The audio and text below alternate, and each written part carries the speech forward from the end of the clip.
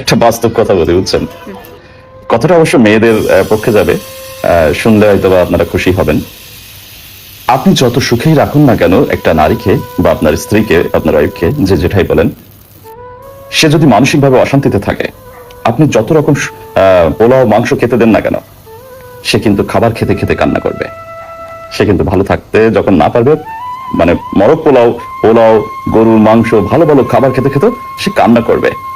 আর সে যদি মানসিকভাবে সুস্থ থাকে, মানসিকভাবে শান্তিতে থাকে, আপনি যদি তার হাজবেন্ড বা সেই পুরুষটি যদি তার নারীকে মানসিকভাবে সুস্থ রাখে, শান্তি দেয়, তাহলে দেখবেন সে হাড়ি বাসন এগুলো মাজবে আর হাসবে। হ্যাঁ, সে যত কষ্টের কাজই করুক, সে কাজ করবে আর হাসবে। এজন্য বলি, মানসিক শান্তিটা খুবই প্রয়োজন এক নারীদের জন্য। নারীরা মানসিকভাবে শান্তিতে থাকলে সে মনের ভিতরে অনেক শান্তি আনন্দ নিয়ে কাজ করবে।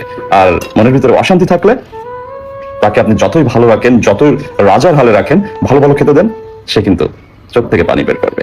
এটাই স্বাভাবিক।